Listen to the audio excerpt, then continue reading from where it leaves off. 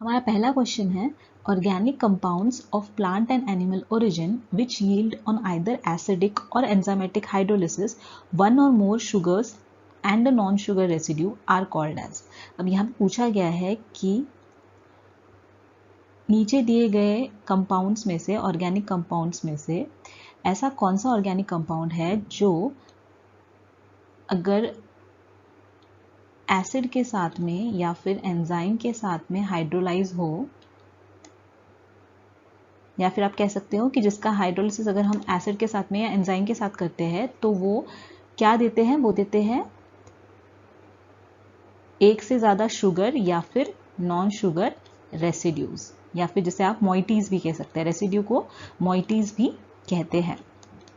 तो ऐसे organic compounds को क्या कहा जाता है?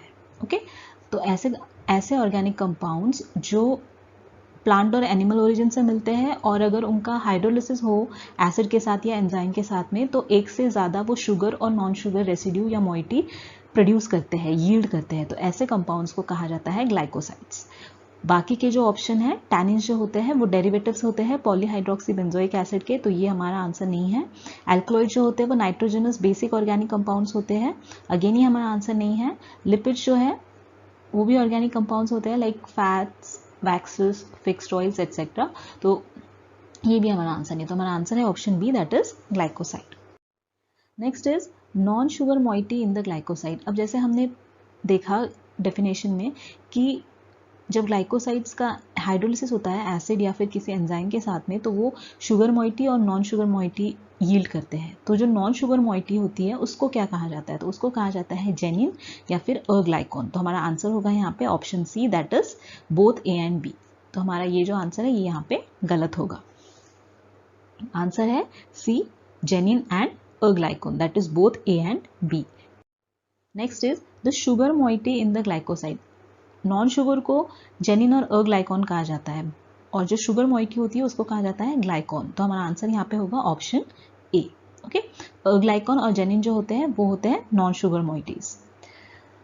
अगर आपको ये टॉपिक डिटेल में पढ़ना है तो आप हमारे उदित फार्मेसी एप्लीकेशन को डाउनलोड कर सकते हैं। नीचे डिस्क्रिप्शन बॉक्स में आपको लिंक मिल जाएगा एप्लीकेशन का, और यहाँ पे आप फर्स्ट ईयर के सारे सब्जेक्ट्स जो है वो डिटेल वाइज, सब्जेक्ट वाइज आप यहाँ पे पढ़ सकते हैं। हमारे जो कोर्सेज हैं बहुत अच्छे अफोर्डेबल प्राइसेस पे अवेलेबल है, तो आप एनरोल कर सकते हैं और एप्लीकेशन से रिलेटेड कोई भी क्वेरी हो तो आप नीचे दिए गए नंबर पे कांटेक्ट कर सकते हैं।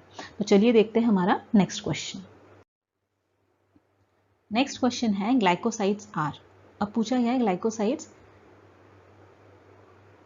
क्या होते हैं? तो colours and crystalline, crystalline and non reducing, optically active and levorotatory, all of the above. तो ये जो है ये सारे कैरेक्टरिस्टिक्स होते हैं ग्लाइकोसाइड्स के, तो हमारा आंसर होगा option D, that is all of the above. Next question is on the basis of chemical nature of their aglycon moieties, the glycosides are classified as। यहाँ पे पूछा गया है कि aglycon moieties के केमिकल नेचर के basis पे glycosides किन कंपाउंड्स में क्लासिफाई किए जाते हैं। तो अग्लाइकॉन मोइटीज के केमिकल नेचर के बेसिस पे जो ग्लाइकोसाइड्स होते हैं वो सियानोफोरिक और सियानोजेनेटिक होते हैं, कार्डियक होते हैं और सैपोनिन ग्लाइकोसाइड होते हैं। तो हमारा आंसर होगा ऑल ऑफ दी अबव। ये सारे जो हैं ये सारे ग्लाइकोसाइड्स किस बेसिस पे क्लासिफाई किए गए हैं? Chemical nature of their aglycone मोइटीज।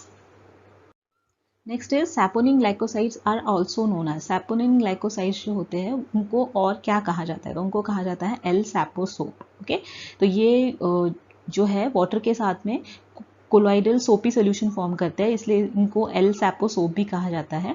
और ये जो होते हैं अगर इनको इंट्रावेनसली दिया जाता है तो ये हिमोलिसिस कॉज करते हैं, तो इसीलिए ये कभी भी ओरली दिए जाते हैं और इंट्रावेनसली नहीं दिए जाते। Next question is which type of glycoside act on cardiac muscles. तो जैसे ये नाम ही इसका सेल्फ एक्सप्लेनेटरी है कि कार्डियक मसल्स मतलब it is related with heart. तो कार्डियक ग्लाइकोसाइड्स जो होते हैं वो दिए जाते हैं कार्डियक मसल्स पे। तो हमारा आंसर होगा option A, cardiac glycosides. Sulphur containing glycoside, अब ऐसे ग्लाइकोसाइड्स जिनमें सल्फर होता है, ओके, ऐसे ग्लाइकोसाइड जिनमें सल्फर होता है वो होते हैं isothiocyanate glycosides.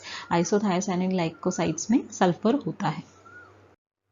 Chemical test for cardiac glycoside, एक स्पेशल केमिकल टेस्ट है कार्डियक ग्लाइकोसाइड्स के आइडेंटिफिकेशन के लिए, तो उस टेस्ट को क्या कहा जाता है?